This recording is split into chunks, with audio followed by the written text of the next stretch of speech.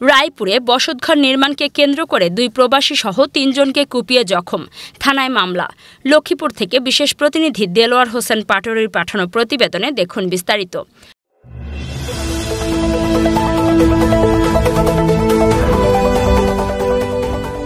লক্ষ্মীপুর জেলার রায়পুর উপজেলার 7 নং বামনী ইউনিয়নের 9 নং ওয়ার্ডের মধ্য সাগরদী তোরাব পাটোয়ারির বাড়িতে বসতঘর নির্মাণকে কেন্দ্র করে 2 প্রবাসী সহ 3 জনকে কুপিয়ে জখম করার অভিযোগ পাওয়া গেছে।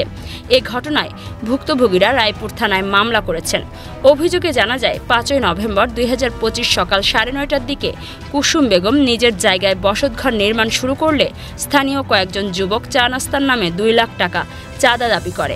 কথা হয়েছে যদি আমরা জমি সংগত কোনো সমস্যা হইল কারণে আমগো বাড়িত মই মুরব্বী আছে, মই মুরব্বীরা আমগো লগে বুঝাপড়া করবো যে তোরা অন্যায়ভাবে এনে করেছে, এগুনে উল্টাই বেগুনটো লয়ে আমগো লগে আরো মারামারি হানাহানি আমরা টাকা দেন ছাড়া এনে আমার ঘর করতে দিতে এনো। তারা টাকা দিতে অস্বীকৃতি জানালে দেশীয় অস্ত্রশস্ত্র নিয়ে নির্মাণস্থলে হামলা চালায় এবং ভুক্তভোগীদের গুরুতরভাবে আহত করে। এরা মনে করেন সাজানো বানোয়াট, তাদের কথা ভিত্তিহীন। আপনি ওইখানে সরেজমিনে গেলে যারা মুরব্বীরা উপস্থিত ছিল তাদেরকে জিজ্ঞেস করলে আপনি এই বিষয়টা পরিষ্কার হবেন। মিথ্যা অপপ্রচার চালাচ্ছে যে আমি চাঁদাবাস, আমি জমি দখল করছি, জোর করি, এই ধরনের সম্পূর্ণ যে অভিযোগগুলো দিচ্ছে সম্পূর্ণ ভিত্তিহীন, মিথ্যা। ওরা সম্পূর্ণ মিথ্যার আশ্রয় নিয়েছে এখানে। ওরা আমার রাজনৈতিক ভাবে, কারণ আমার একটা সামাজিক গ্রহণযোগ্যতা আছে, আমি সমাজের সকলের সাথে হাসি খুলে চলি। ওরা আমার এই রাজনৈতিক ক্যারিয়ারকে ধ্বংস করার লক্ষ্যে ওরা ইচ্ছাকৃতভাবে এই প্ল্যান সাজাইছে। কুসুম বেগম বলেন, শান্ত ও হৃদয়ের নেতৃত্বে স্থানীয় একদল যুবক 2 লাখ টাকা দাবি করে। উল্টাই বেগুনটো লয়ে আমগো লগে আরো মারামারি হানাহানি আমরা টাকা দেন ছাড়া এনে আমার ঘর করতে দিতে এনো। প্রশাসনের কাছে আমরা বিশ্বাস চাই যে এই শান্ত গ্রুপের বিশ্বাস চাই। এই শান্ত গ্রুপ আমরা শুধু প্রশাসন, আমরা এমপি সাহেবের কাছে বিশ্বাস চাই। এমপি সাহেবে আমরা হারা জীবন বরি করিয়েছি বিএমপি, আমগো বিএমপি লাই আমরা জীবন দিয়েছি, বিএমপি লাই আমগো রক্ত গেছে। আমরা মামলা হামলা আমার ভাই কোনোদিন ঘরে ঘুম যাইতে পার না। টাকা না দিলে তারা কাজ বন্ধ করে দেয় এবং প্রতিবাদ করলে লাঠি, রড, ছুরি, হকি স্টিক, জিআই পাইপ সহ দেশীয় অস্ত্র দিয়ে আমাদের উপর হামলা চালায়।